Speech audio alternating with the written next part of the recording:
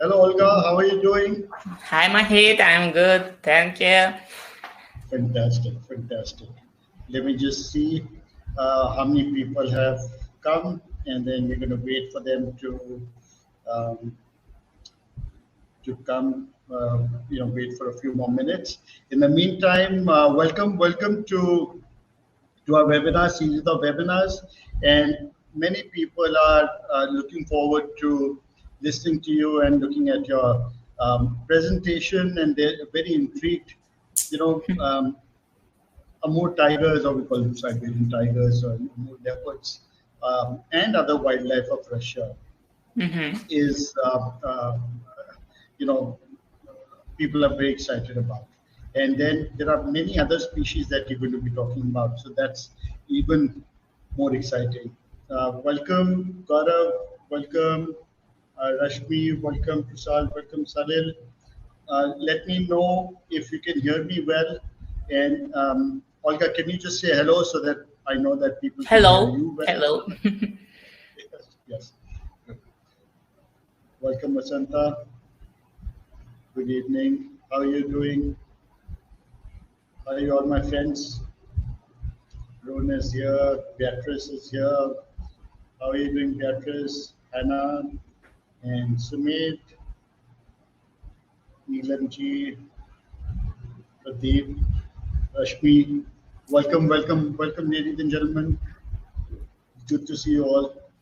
Okay, good. So I will start.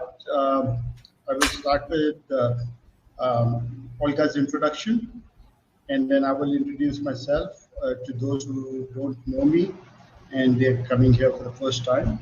So I'll read an introduction to you. Her name is Olga uh, Krsnykh. She's the owner of the only travel agency in Russia which provides photography tours for the rarest big cats of Russia, Amur tiger, Amur leopard, and snow leopard. Her husband and she run an ecotourism company since 2013 and photography service since 2018. She's not a biologist or a scientist or ranger, but she spent 50% of her life in the wild forests of uh, Primorsky Krai since her childhood. She has friends in all spheres of wildlife conservation, from rangers to reserve directors, and she's got enough knowledge to share with people. She works with famous movie crews, professional photographers, scientists, and wildlife lovers. The main goal is to save wildlife, providing, through ecotourism, through travel service. And her favorite quote is, choose a job you love and you will never have to work a day in your life. That was brilliant. And friends, I'll quickly introduce myself. I am Mohit Aggarwal. I'm an experiential ecotourism specialist, and I help people travel to some wonderful places in Asia. I'm on the board of Asian Ecotourism Network, and GSTC's trained me and certified me in sustainable tourism. I'm the founder of Neti Netta. Um, I'm the founder of Asian Adventures, a 27-year-old travel outfit. It's the largest and number one bird watching tour company in India. And I'm also the creator of Neti Netta, a digital marketing company which is now working towards strengthening communication for ecotourism and conservation outfits. These companies are on a large mission to help Asian elephants with their corridors, free the Himalayas of plastic waste, help small wildlife NGOs, and also conserve the ancient Himalayan shrines. So that was a bit about me and a bit about Olga, but you will know a lot more about what she does and how she does these safaris, these wildlife safaris. That'd be so exciting. So over to you, Olga. Go right ahead. Thank you, Mohit. Thank you for inviting me. Thank you, everybody, for coming and for your interest to our Russian and Primoria wildlife. I'm so excited as well that I was invited here. We've been working in this sphere since 2013, so we spent a lot of time in the forest, and we have a lot of rangers, park workers who work with us in our tourism sphere. And I would like to tell you more about our wildlife today. Indians, by the way, is a very huge market, and every year we have a lot more and more interest to our wild corner of Russia. First of all, because of tigers, because all Indians like tigers, and almost everyone wants to see Amur tiger in the wild. So I will describe you later how to do that. We provide photo tours, eco tours, tours for wildlife lovers, for photographers, for amateur photographers, for professional photographers, for biologists, for scientists, and even for botanists. We have some requests from botanists to come and see our grass, flowers, and so on. It's very interesting as well.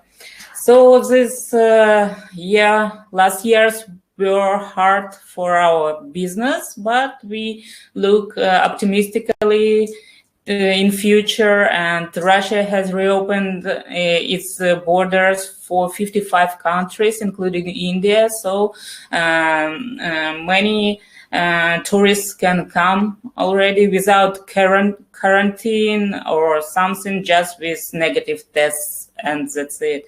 So everybody are welcome to come in Russia. And by the way, electronic visas are coming soon, and it will be more easier to come to Russia next years. So Mohit, should I turn on my presentation myself? Yes, absolutely. Go right ahead. Okay. So today I will tell you about our wildlife. Primorsky wildlife, and not only Primorsky, but about wildlife of our Far East region. Far East region is huge, and there are also many interesting destinations. By the way, this picture was taken by a Russian photographer with the help of camera trap last year, and won some London award, and it was on the first place last year. So for you, we will talk about climate of Primorie, about main mammals, about our reserves and national parks, about our, of course, about Siberian tigers and Amur leopards, and about poaching, hunting, and main problems in wildlife. I will show you another mammals and birds, small ones, northern species, tropical species, and some marine life. And we'll tell you about photography tourism in our region. And we'll show you other interesting reserve in other parts of Russia. So, few words about Primorie. Primorie is very, very far, situated very, very far from Moscow. It's 10,000 kilometers. If you want to go by plane, it will take about 7-8 hours, sometimes 9 hours. By train, it takes 7 days by famous Trans-Siberian Railway. So we are situated in the very southeast, and we have a common border with China, South and North Korea, and sea border with Japan. Next, few words about our climate. As we are situated on the very south of the Far East, we have a mix of tropical and northern species of flora and fauna. In wintertime, we have huge amount of snow. It's very windy. It could be -30, -50, even in the heart of Primorie, and about -20 next to seaside. And in summertime, it could be plus 30, plus 40. For example, this summer is very, very hot. It is plus 35, plus 40. Water temperatures in the sea is about plus 28. It never happened before. Usually water temperature in this time is plus 20 and it's maximum. So the climate has changed a lot in our region as well. There was no ice period in our region. That's why tropical species left here and live together with northern species. We have the highest diversity of flora and fauna in our region. It is the highest in Russia. And this mix of tropical and northern species is very interesting for all wildlife lovers because, for example, tropical Amur leopard lives together with northern black bear and so on. The same with flora here. Here are the most famous southern species of fauna: Amur leopard, Amur tiger, black bear, yellow-throated marten, and vulture. All these species are inhabit in India as well, in tropical India. So here are our flora tropical species: ginseng, Indian lotus, actinidia, Japanese yew, rhododendron. Ginseng is a very sacred plant for us. It's a very expensive and very rare root. Many hunters and even poachers try to find it in the forest because one root may cost about 10 million of rubles, only one plant. And as I know, ruble is equal to Indian rupee. So just imagine 10 million rupees for one root. And there is a legend that where is ginseng, there is a tiger always, that Amur tiger protects ginseng. And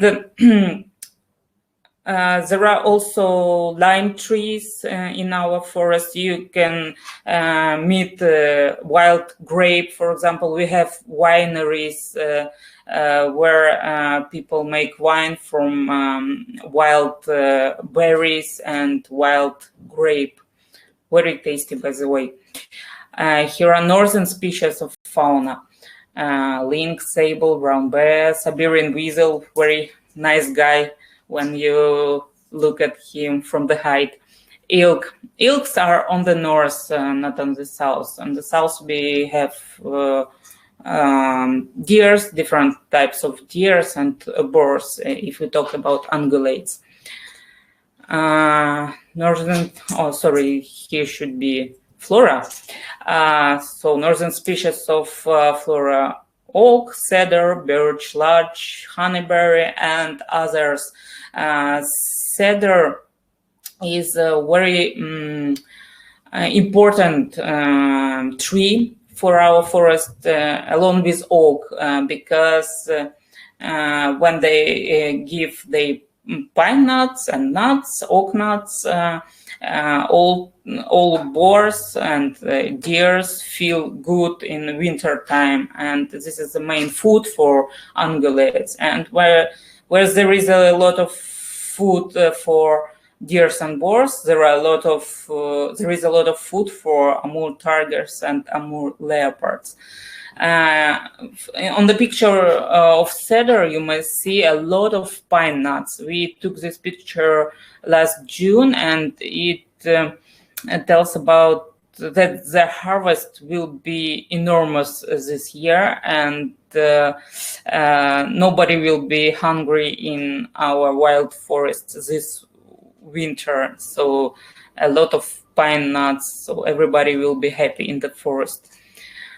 What is taiga? Usually people ask me this question because when I tell taiga, some people think I tell tiger.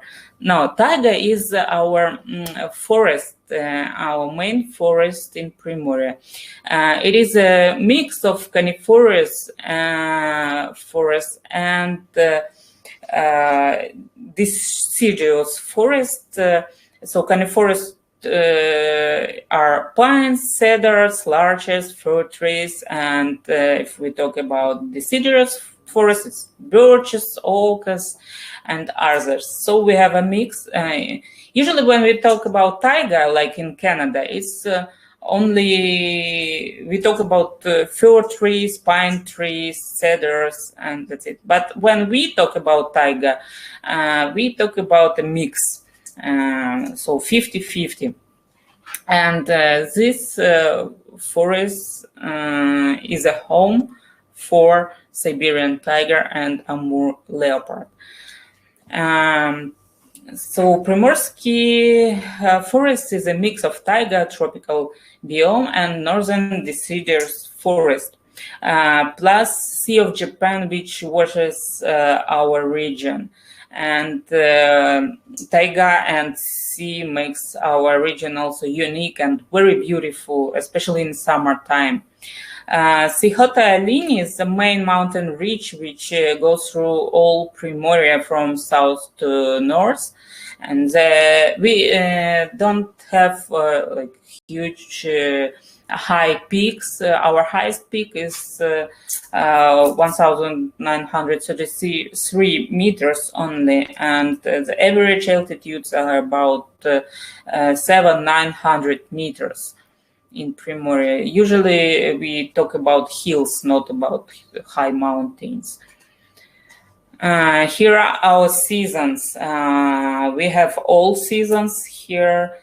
So summer is gorgeous. It is from May to September. If we not talk about calendar, but about climate. So beach leisure is great from July to September. Temperatures are about +30, +35. September is the most beautiful and most comfortable time in Primorsky Krai. And then autumn comes. Autumn is also gorgeous in our region. It lasts from the end of September till November. October gives us amazing autumn colors: red, yellow, orange. So and air in the forest is gorgeous as well. It's so fresh and clean and so tasty. Then winter comes from the end of November with first snowfalls, and winter can be like 0 in the beginning or -5 Celsius degrees, and it lasts till March, which is also 0 and -5. But in January and February we can feel -25, -30, and even -30 somewhere deep in taiga if it is not close to seaside. Next to seaside, the temperature is warmer because of warm water. And then spring comes in the end of March, in April, and everything is blooming and ends in May. So also very interesting time of the year for traveling, but it is a bit dangerous because of ticks, encephalitis. Maybe you know what it is. It's like very bad insects which can paralyze you, and you will not find it in your body because they are very, very small. But we do vaccination against them. So if you are vaccinated, you can come in springtime very bravely to our forests, so and don't afraid anything. So too much vaccinations last years. So we have 82 species of mammals which inhabit in Primoria. The main of them: Siberian tiger, Amur leopard, lynx, Amur cat, sika deer, roe deer, musk deer. Goral is a very interesting wild goat, and it's very rare. Wild boar, raccoon dog, fox, sable, yellow-throated marten, Siberian weasel, wolverine, badgers, otter, and other small mammals. On this picture, this is Photoshop, first of all, and it was done by Leopard Land National Park from one place by one camera trap, and they mixed all these 4 cats which inhabit in our region, and here you may just imagine the sizes of Siberian tiger. Amur leopard is not so huge. I've seen them in the wild, so they're not dangerous like maybe could be in India or Africa. They are very polite in our region. Then this is our birds. We have 488 species of them. I put here the most interesting species for photographers. For example, red-crowned crane is in our red book. A red book in Russia is like endangered species, but internal one for Russia. And we have a lot of species which are in a red book, which are prohibited to be hunted or something to take in captivity. Stellar sea eagle is very interesting bird as well. Many photographers are asking about it, if they can see them in our trips. Yes, it is possible, especially from January to March. And some people who came to our Amur leopard trips seen these guys like a bonus. Also, we have different species of owls, about, if I am not mistaken, about 8. So it's very easy to see owls in winter time as well, and they are very interesting guys, especially in the snowy trees. Next. Unfortunately, I got this map only in Russian. It is about our reserves and national parks. We have 10 reserves and national parks in Primorsky Krai, and you may see them in colors. For example, on the very south, it is Leopard Land, one of the most famous reserves in Russia, Leopard Land National Park. And it is on the border with China and North Korea. Some people say there are about 3-4 Amur leopards inhabit in North Korea, but nobody can prove this information. Bikin National Park is in the very north. It is purple, and it is the biggest national park in our region, and I will tell about it a bit later. Sikhota-Lin National Park is also on the north. It is orange, and it was the first reserve which started to protect Amur tigers in our region. And my favorite is Lazovsky Reserve. It is on the southeast. It is orange. Well, it's called Lazovsky Reserve and Zov Tigra National Park, and I will tell about it later as well. And there is also Chinese reserve on the border with Leopard Land National Park. They started it about maybe 5 years ago, and started to grow up new forests there. And there are about maybe they say that there are about 16 tigers on their territory, but our scientists say that more than half of these tigers are Russian tigers. So you may also see that purple stripes on the map. It means that this is a territory where Amur tigers inhabit in our region. And yellow stripes in the left bottom is the territory where Amur leopards inhabit. Before, Amur leopards inhabit also on the territory of Lazovsky area, which is on the south west.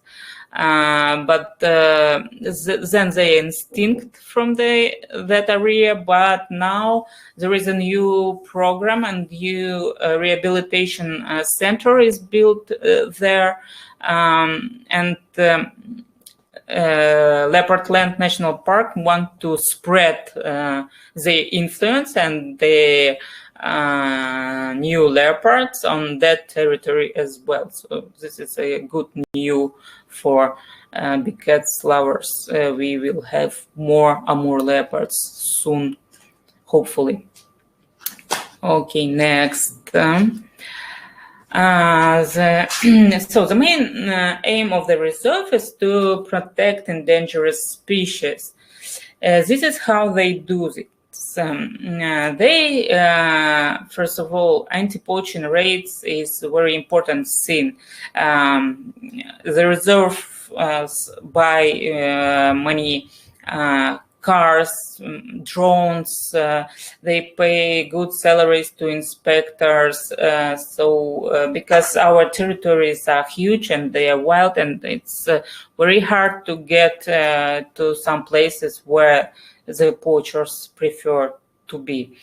Firefighting raids, many poachers make fires especially to attract our rangers' attention in one place and then go to another place to hunt or to get some derivatives. Anti-logging raids is also very important thing in their work. Animal disease control. Last years we have a problem with swine plague in our taiga, and many tigers suffer of it. Many wild boars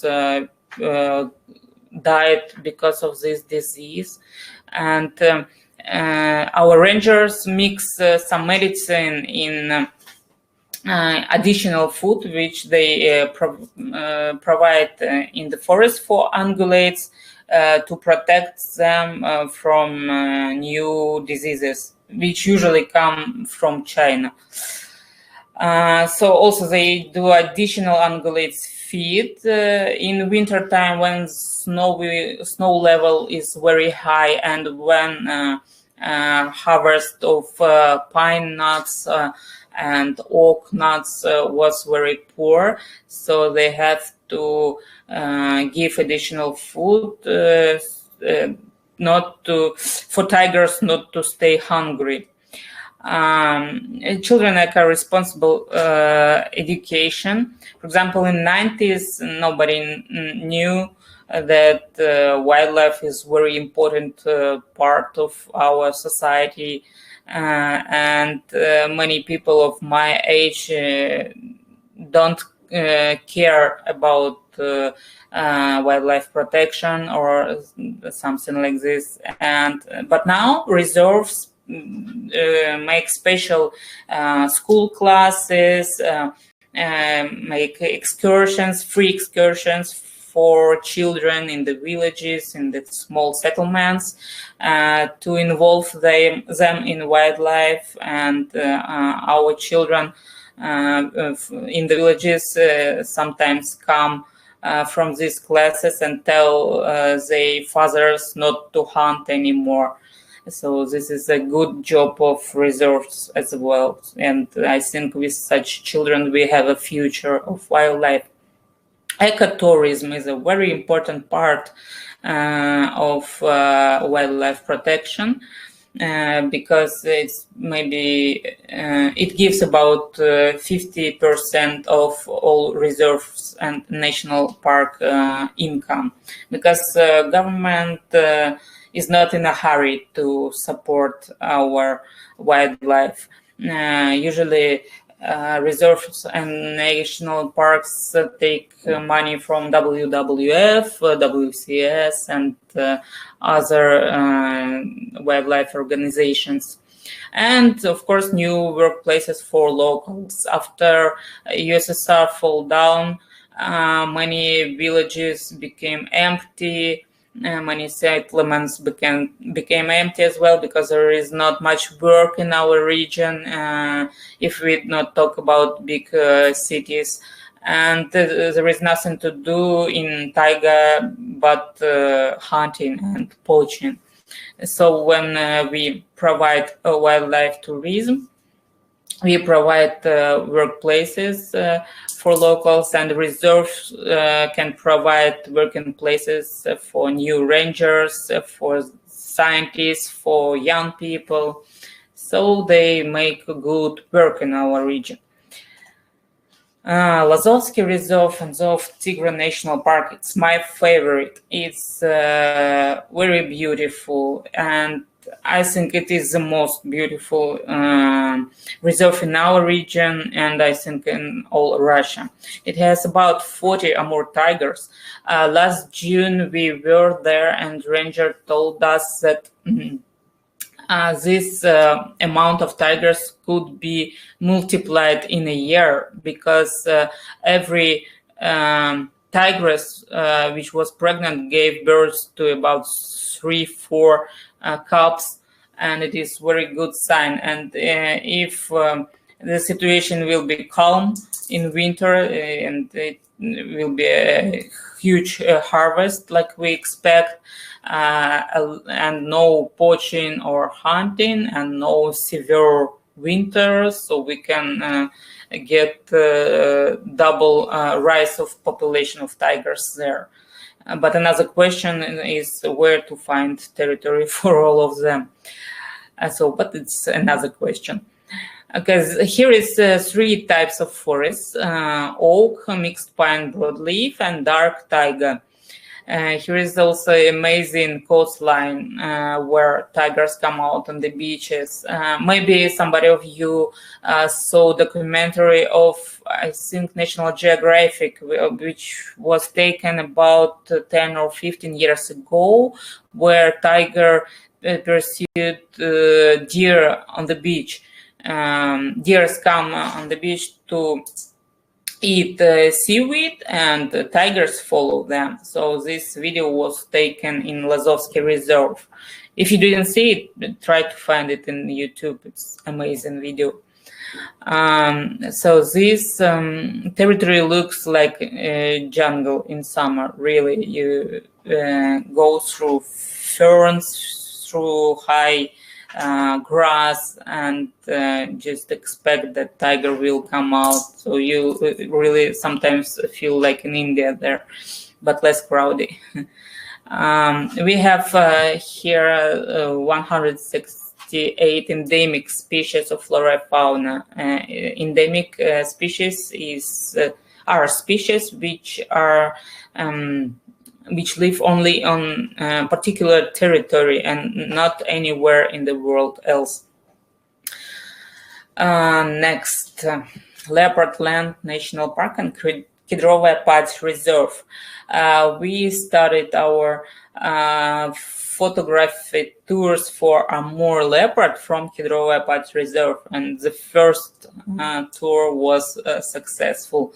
So this is also, that's why it's also one of my favorite reserves. And Kidrov Leopard is also the oldest reserve of our region. It is about 110 years old. It was set before USSR even. There is 31 adult Amur tiger and 110 adult Amur leopards. Plus 16 leopards cubs. In beginning of 2000s, there were only 35 Amur leopards left in the wild in the world, and this park took huge work, and now the population has tripled, and we have 110 Amur leopards, and we are expecting in several decades we will have 150 Amur leopards, and population there feels great. I saw a couple of leopards there while walking in the forest. It means that, but it's very cautious animal. Some of our tourists spent 1 week to see them sitting in one height without going out.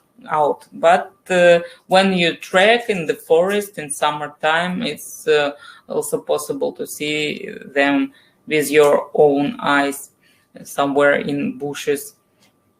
So Sikhot Olень Nature Reserve, this on the north of Primoria, it has 23 Amur tigers. WCS organization works there and protects tigers and makes it very successfully. And there is a problem next to this reserve about logging, because it is north and the wood is more expensive there, and it is profitable for logging for wood companies to cut trees there, but the reserve tries to fight with this problem as well. I hope they will be successful in it. This reserve also a paradise for botanists and bird watchers, especially in migration time. Migration time is in spring, and it's March, April, May, depends on bird species, and autumn from September to November. Bikin National Park is Russian Amazon. There were no villages, never were villages before, no logging here. About 10% of world's Amur tiger population lives here. Northern species of flora and fauna inhabit here mainly. And this is a homeland for our indigenous native people called Udege. And Udege suppose that their god is Amba. Amba, I think you know this word. It is tiger on this language, and we have a lot of legends connected with Amba. We have river Amba, we have village Amba. So everything is about tiger there in that national park. By the way, we will start our hides, photo hides project there soon as well. Now we have photo projects in Leopard Land National Park and Lazovsky National Park. More words about Amur tiger. This is the largest big cat in the world. Only 600 individuals live now in the world. Most of them of Russia. In China, I've already said maybe about 10, and a couple in North Korea.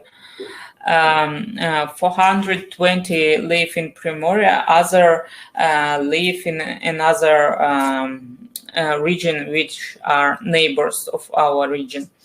There were only 30 tigers left in 1940.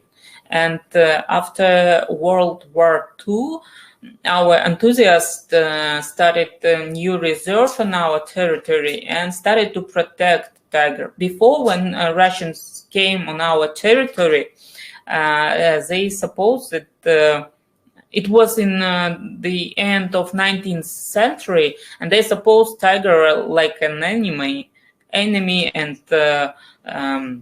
bad evil, and they killed a lot of tigers in those times.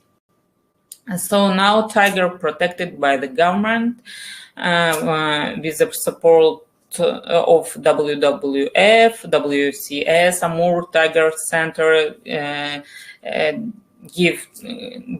does great job as well. Phoenix Foundation. By the way, this picture is supposed to be the first Amur tiger picture in the wild. It was taken in Sekhote Reserve by the Sea of Japan, and it was taken about, reserve told me, about 1986 by Japanese movie crew. Also, there is an interesting project which is started in Kazakhstan now. Before there was Caspian tiger, which inhabit in Kazakhstan, Caucasus Mountains, Iran, and others stands. And then it extincted totally, and there are no individuals even left in zoos. But his closest brother is Siberian tiger, and Kazakhstan wants to bring several, maybe not several, maybe 10, 20 tigers from the zoos, from rehabilitation centers, and put it next to Lake Balkhash, and they are going to increase their population on Balkhash Lake from 0 to 150 tigers. So there will be one more tigers place in the world. So wish Kazakh guys good luck with it. This is Russian forest. You may see, so Irkutskaya область, Krasnoyarsk Krai is Siberia. It's not actually Russian forest, which are on the left. Other regions is far east. So Amur tigers inhabit in Primorsky Krai, Khabarovsky Krai, Amur Oblast, and small region called Jewish Autonomic Republic. We think that tigers can live also in Buryatia, Zabaikalsky Krai, and south of Yakutia. People say that they grandfathers saw tigers in Sakhalin or Kamchatka, but we are not sure about that fact. So now tigers which put in rehabilitation centers, when the center releases a tiger, they do it in Amur Oblast or Khabarovsky Krai or Jewish Autonomic Republic. When this region's population of tigers will be high, they will start to release tigers in Buryatia and Zabaikalsky Krai and maybe to south of Yakutia. Amur leopard. This is the rarest big cat in the world. It inhabits only in the Leopard Land National Park, but I've already said that the new rehabilitation center is planned on the territory of Lazovsky Reserve, and we hope it will be started in 2023. And new individuals will have their new areas to inhabit.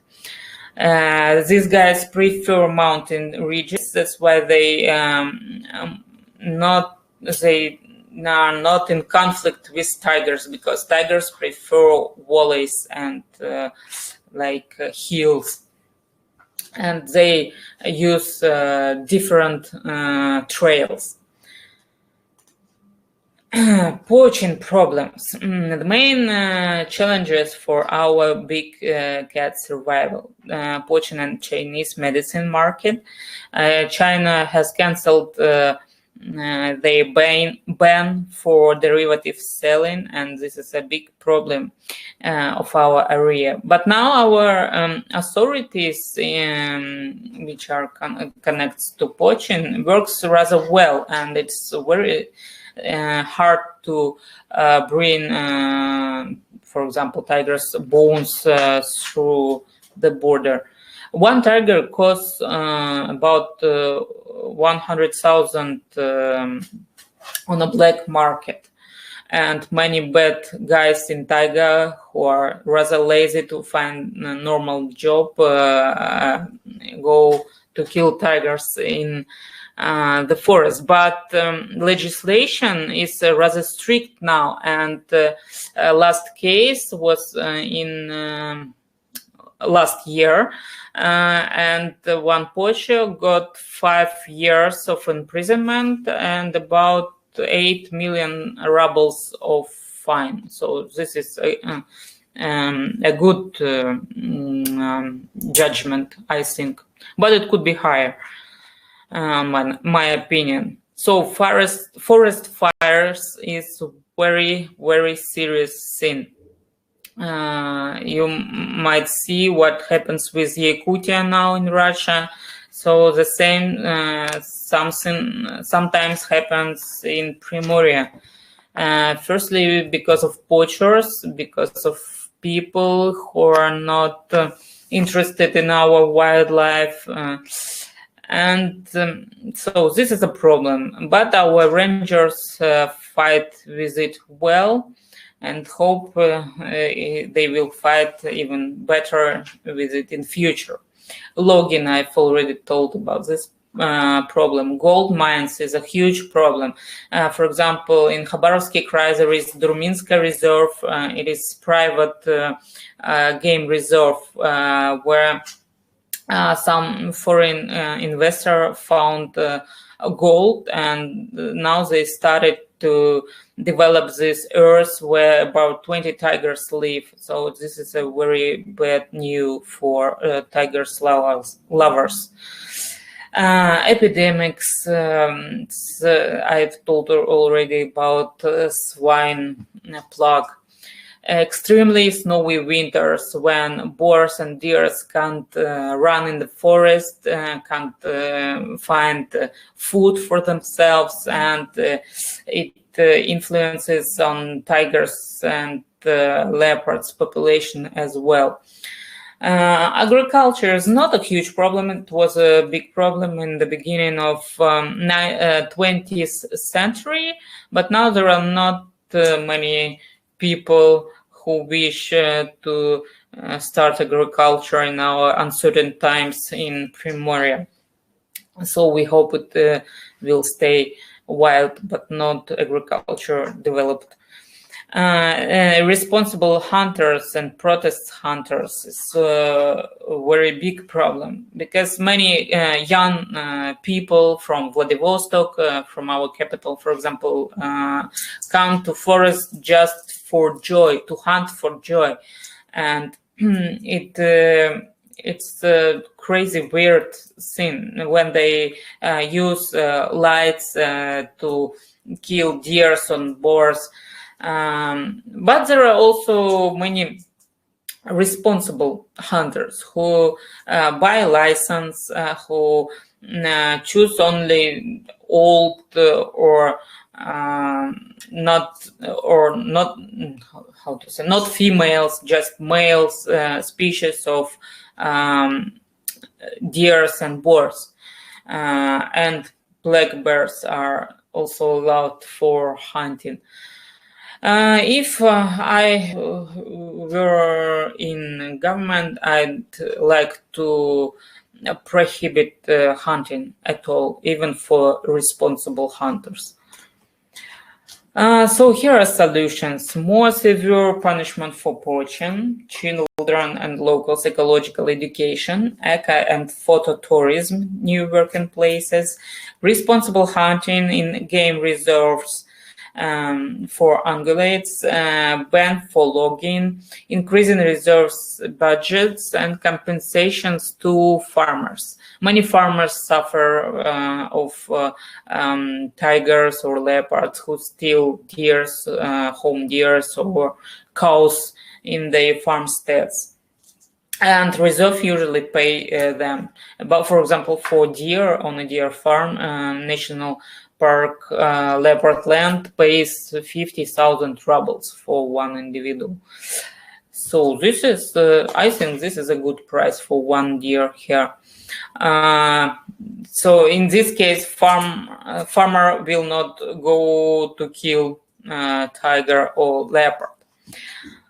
Amur tiger, I get many questions about it. Who wins? Nobody knows exactly who will win, because if male tiger meets male big brown bear, nobody knows who will be the first. Usually these guys don't like to fight with each other, and they try to avoid each other, because any injurement in the wild will lead to death. So they understand it and may fight only if they are young and stupid, or mother protects its cubs. So, for example, if young male tiger meets old male bear, we think with the scientists that young male tiger will win. Amur tiger and wolves. Wolves population is an indicator of tigers population, because tigers hate wolves, and there are maybe 5-10 individuals of wolves in the whole territory of Primorsky Krai, because we know if the population of wolves increases, it means that the population of Amur tigers dramatically decreases. So this is a very bad sign if we see wolves in our forests. Types of responsible tourism that would help our wildlife. We provide all these type of tourism. First of all, wildlife photography. We built our own hides, and we rent also hides with national parks. In total, we have about 20 hides in different areas of Primorsky Krai. Tours for biologists, scientists, camera trapping tours, also very popular type of tour.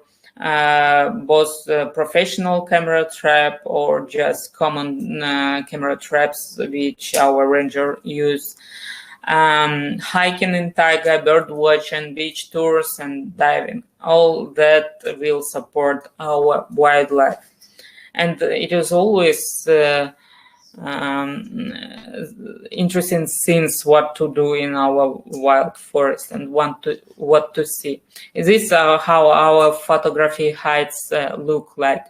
Upper one is for Amur leopard. The distance between the height and the leopard is usually about 100 meters. So very close. You may see and enjoy how ghost, we call them ghost of taiga, comes down and just does its usual things. It really looks like ghost when you see it in the forest. And the lower one is for tigers. It's they are tall towers, because it's more safety when your aim is a tiger to sit in such heights. But we will build new heights which will be ground heights in other areas, and the distance between these heights and the tigers is supposed to be about 1 kilometer. This photo, by the way, was taken from the height.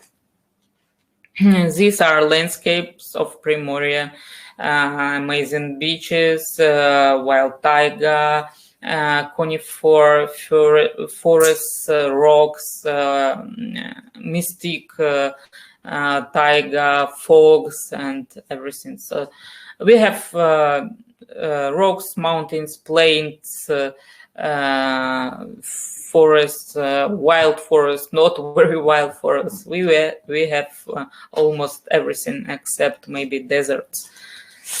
Marine life of Primoria. There is also a mix of tropical and northern species of fishes, of fauna and flora as well, if we can say like that. 900 fish species, 12 species of sharks, 30 species of dolphins, seals, and whales. We have also rehabilitation center for seals, where enthusiasts save seals. Very cute center. Here are our whales. I will not pay a lot of attention here because I'm, frankly speaking, I'm not good in marine life. I just will show you some pictures of what we have in our waters. By the way, one of the last groups saw birds-backed whale from the seashore in our Lazovsky Reserve. Dolphins, these are our species of dolphins, and seals, cute guys. Spotted seal can be captured even in the center of Vladivostok. These guys are very popular here. Sharks, here are our species of sharks. Sometimes we have even shark attacks, especially in summertime when there are many people who come for beach leisure in our region. So our waters became unsafe for swimmers last years because water became warmer and warmer every year. Other interesting places and destinations in Russia, mainly in the Far East, Altai Mountains, Kamchatka, Wrangel Island, Shantar Islands, and Caucasus. Caucasus is not the Far East, it is south of Russia, but also very interesting. Altai Mountains. And I should say all these places which I mentioned, we do tours to all these places as well. Altai Mountains is one of my favorite places. It is a place where about 100 snow leopards live.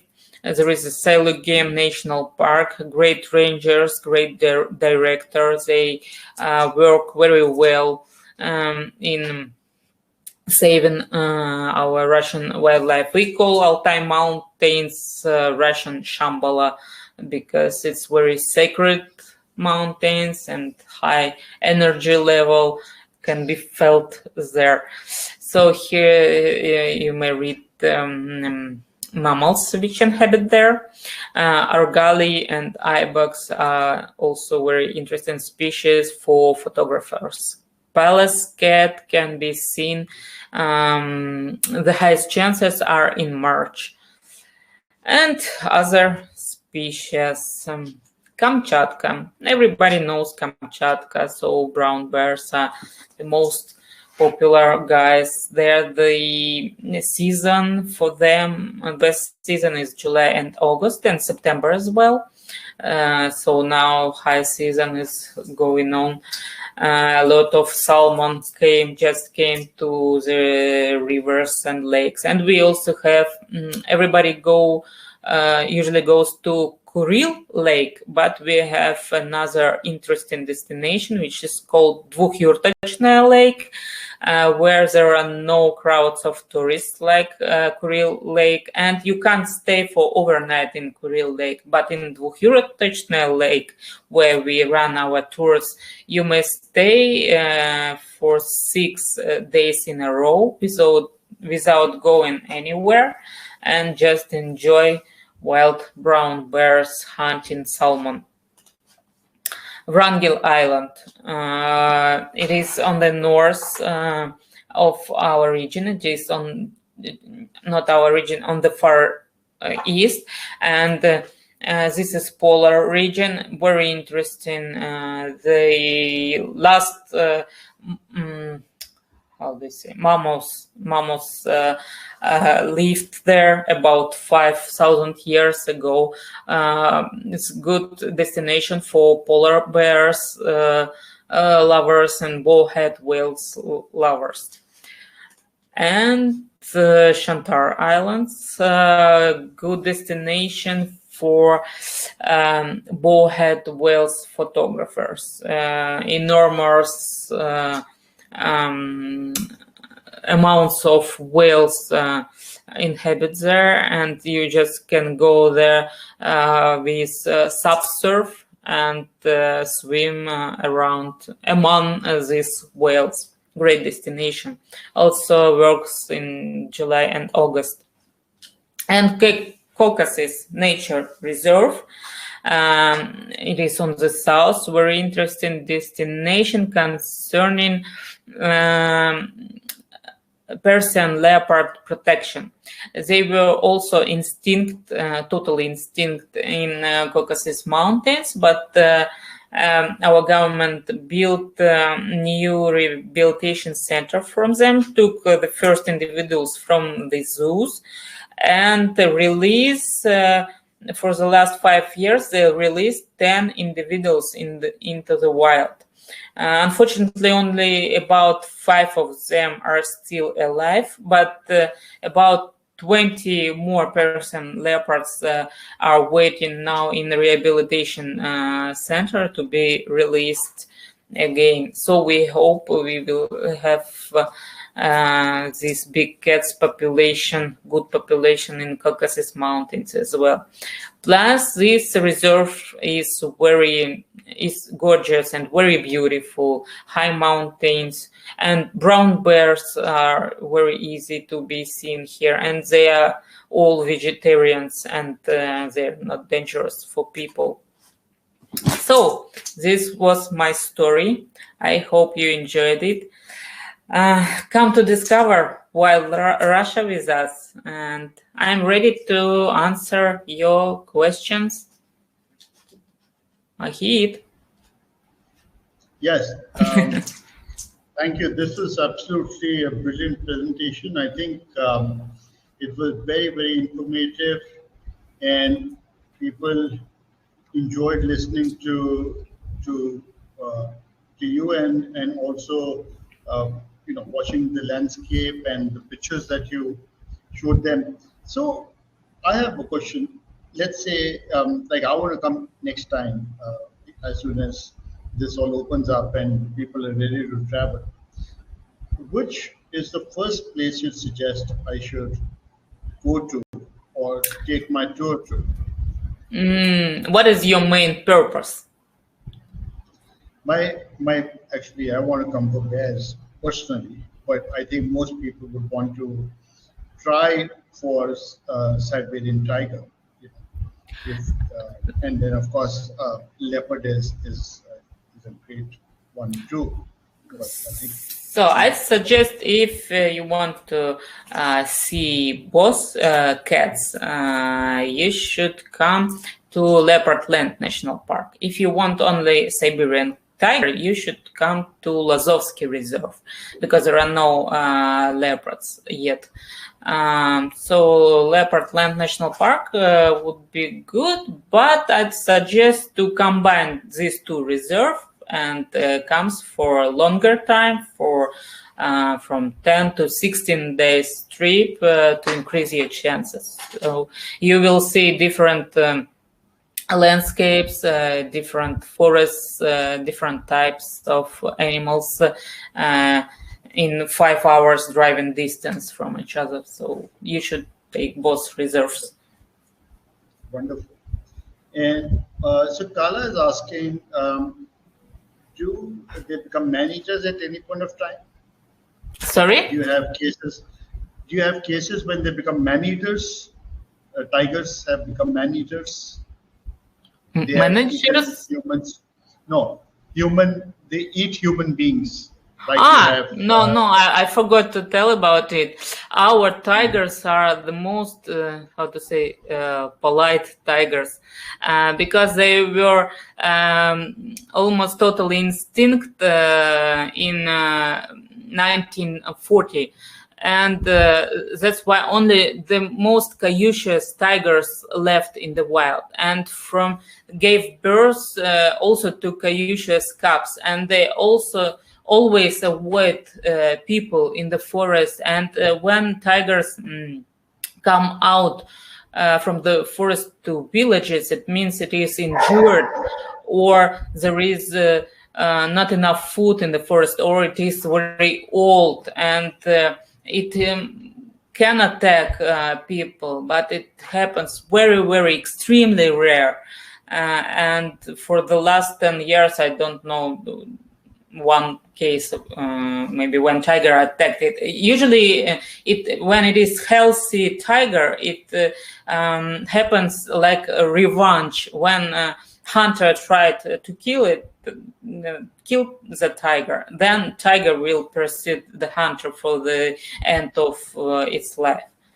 So it's only like self-protection. Great. Can you repeat the wolf thing that you were talking about? Wherever the wolves are there, the tigers, the population drops and things like that. So what's the relationship between how does it work? The tiger population versus the wolves. Tigers hate wolves. When wolves arise on our territory, tigers also feel it and will come and kill them. And if population of wolves increases, it means that tigers' population in this area decreases and very small. So for example, in Siberia, there are a lot of wolves, but there are no tigers. So, but in our area, there are about 5-10 wolves for our whole huge territory, because there are a lot of tigers. They kick off all wolves. Excellent. So I'm happy, Stephen, that you're here and you've traveled to these areas 50 years ago. And those must be different times. And now I think we're planning a trip next year or maybe a year after that to travel to Russia, and then have Olga take us around and show us around bird watching or bears or leopards. But there'll be many such trips in the pipeline. So friends, if you've got any more questions, feel free to ask. Tomorrow you're going to get the replay link of this presentation as well. And in case if you are interested in knowing more about waders, tomorrow we have a presentation by Rick Simpson and Ellis from Wader Quest at the same time. I put the link in, you would have got the link. So go ahead and register. And Olga, I will keep collecting questions from the people who want to join one of our trips, and we'll seek answers from you, and we'll clean up all the question answer session as we go along, and we're hoping to visit you either next year or a year after that. And thank you very much for conducting such a beautiful presentation. It was mesmerizing. It was really nice. I might ask you to come back and do another presentation for us. You're welcome. I'm waiting for you in our beautiful lands. Thank you. Thank you very much. Thank you. Thank you. Good night. Bye-bye. Bye-bye.